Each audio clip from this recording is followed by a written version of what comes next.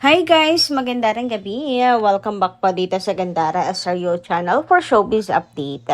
Andito na naman nga po akong muli nagbabalik.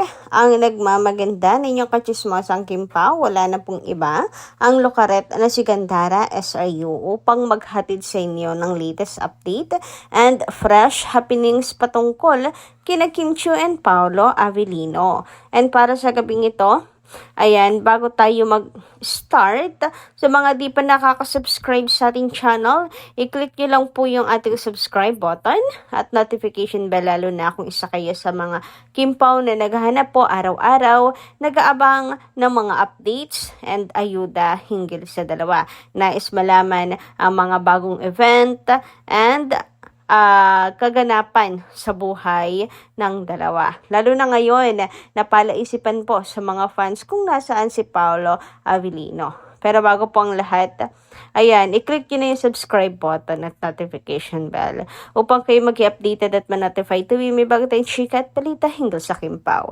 Basta mga balita na may kinalaman kina Kim Chiu and Paolo Avellino, sagot na po natin yan. And tonight, ang uunahin natin pag-usapan po ay mga reaksyon, komento ng ating mga Kimpaw hinggil sa mga previous updates natin. So narito po ang comment ni Ma'am Alice.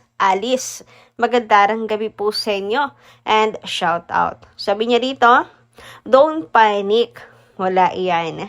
Magtiwala lang tayo kay Kimi. Siya ang nakakaalam ng dapat at hindi dapat gawin. Remember, hindi siya martir. Ang buhay pag-ibig ni Kimi, ibigay na natin sa kanya. Mahalin na lang natin kung sino ang gusto niya. Si Paolo, huwag husgahan. Kaunting mali na hindi naman napatpatunayan. Basta Kimpaw pa rin ako. Good vibes sila. Okay na yon. So, alam nyo kasi kapag kami mga ganyan, di ba nga si Paolo Avellino inaakusahan agad ng kung ano-ano. Pero, hindi ba dapat? Ang advice na lang natin kay Kim Chiu is, for example, kung siya man ay may nakikitang red flags, kasi we know naman si Kim, kapag nakitaan niya ng hindi maganda, abay siya na mismo ang lumalayo na tunay. Yes, siya na po yung lumalayo, mga kakimpaw. Hindi siya kagaya ng iba na nagpapakamartir. Ay, pogi kasi. Hindi nadadala sa pogi. Hindi nadadala si Kim Chiu sa pera. Sa ugali yan Kasi, sa samahan naman talaga or sa halimbawa sa pag-aasawa, importante yung ugali. Makakasundo mo, okay sa'yo, para tumagal. Hindi pera, hindi lang pera. Kasi kung pera lang din, meron niya si Kim Chiu.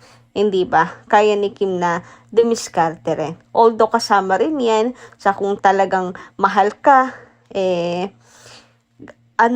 ibig sabihin, kung mahal ka, patunayan na kaya kang buhayin. But at the same time, hindi si Kim mas nabubulag doon dahil ang importante po talaga ay kabutihan at pagtrato sa'yo. Anyway, ayun nga. Sa ngayon, maganda kung mas mahalin ni Kim Chiu muna ang kanyang sarili. Alagaan po niya ang kanyang sarili, lalo na't meron siyang pinagdadaanan ngayon. Focus muna siya siguro sa kanya pong sarili. At ibigay natin yon kay Kimi. Pati yung desisyon sa pag-ibig, kay Kimi na rin po natin yun ibigay. Kumbaga, as much as possible, as much as gusto natin si Paolo for her, nakikita natin na si bet na bet o botong-boto tayo kay Paolo for her, ibigay na po natin sa kanya yung desisyon. Hindi ba? Respect, kumbaga. Yan yung tamang term doon. Respeto po natin ang buhay nila. Personal na buhay nila parehas. Pero ako naniniwala na kung ano yung nakatadhana, siya pong mangyayari. And kumakapit na si Paolo ang nakatadhana kay Kim. Kaya ano man po ang paninira kay Paolo Avellino, like ngayon, dami nang sinasabing negative kay Paolo. Dahil lang sa hindi nagpaparamdam si Pao. Kung si Paolo nakatadhana kay Kim, mangyayari ang kanila pong destiny. Anyway, sabi naman dito ni Leon Chatalian, maybe Kim is crying again like what happened during Gerald and Sian sa betrayal. Kim, million fans are crying for you too. But remember, for every tear caused by a person will be paid 1,000 times, and karma is true. Every pain you caused in a person is like a loan to be paid with interest. We are not surprised why LJ left Paulo. Ayan, I am a Kimmer since 2006. I love Kimmy very much. I don't want Kim to be hurt. We know Kim, when in a relationship, she is honest, sincere, and trustworthy to the end. But once betrayed, no matter how painful it is, she goes out gracefully. God's plan and timing is no accident. Do wait for that. Do wait for that time. Look at LJ, Angge, and Jeneline Mercado. God gave them the man who truly loves them, not a flirt nor weak to resist temptation.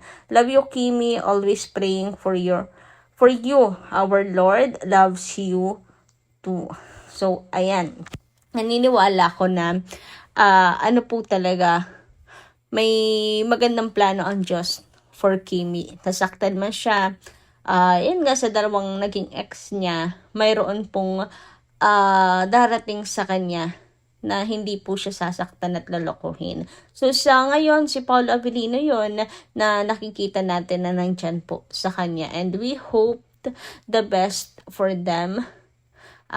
Mag-last forever ang kanila pong relationship at maging maganda, maging masagana ang kanila pong buhay.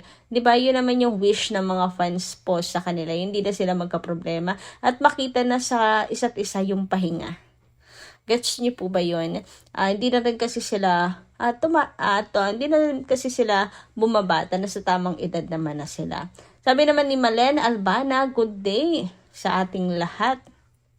Once and for all, need magsalita ni Paolo about sa status nila ni Kim.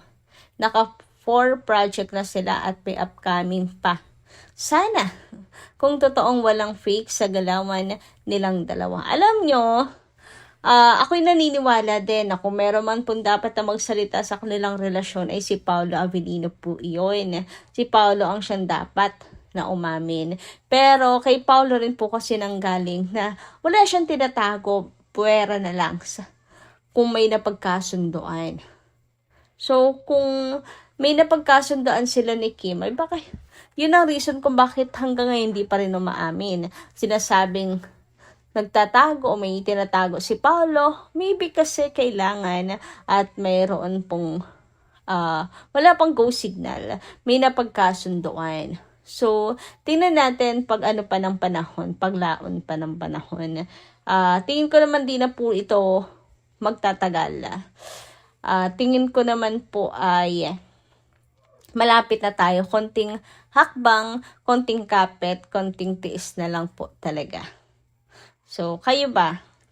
Kasi nakikita naman natin yung kanilang galawan, kung ating pagbabasihan ang galawan nilang dalawa. Sabi nga, kung totoo at walang fake sa galawan nilang dalawa, talagang sila na.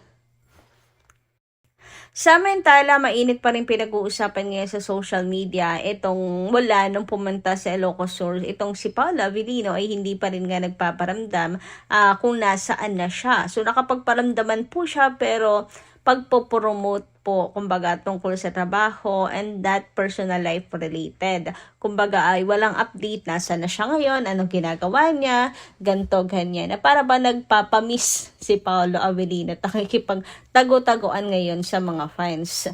Ang reason, hindi po natin alam, bukod sa hindi talaga pa social media si Pao, hindi siya pala-update na yung talagang nasaan siya, kung kumakain ba siya ngayon, yung ginagawa niya sa umaga, sa tanghali, sa hapon, hindi siya ganun eh. So, kung wala si Kim sa tabi niya, wala talaga tayong update. Kasi minsan, nagkaka-update tayo kasi kasama niya si Kim. We know naman Kim na talaga pong pala-update sa mga nangyayari po sa buhay niya. Ngayon, pero meron pong kumakalat at chismis na si Paolo Avellino ay sinundo si Kim Chiu sa Showtime at tag-usap sila ng masinsinan. Ano man ang reason o ano man po ang kanilang pinag-uusapan ay syempre hindi na po natin sasaklawin. And yun naman po ay chika pa lamang din, hearsay pa lang at wala pa nakakapagpa-confirm kung talagang sila po ay nag-usap. Pero ako, umaasa na sana po ay nag-uusap po sila ng masinsinan. Hindi lang dahil kung mayroon silang problema, but deep talks talaga everyday nawa para umabot yung kanilang usapan sa kailan sila aamin. Kailan sila magpapakasal. Huy, grabe naman ka deep talks yun. Charot. So, ayan. Basta ako maasa na sana po ay talagang lagi po silang may communications because napaka-importante po niyan na lagi pong may komunikasyon. So kayo guys, ano inyo masisay tungkol dito? Comment yung alam dyan sa baba. And dito lang po muna ating update sa ngayon and kita-kits po tayo muli sa susunod pa nating magiging chikas. Marami pong salamat.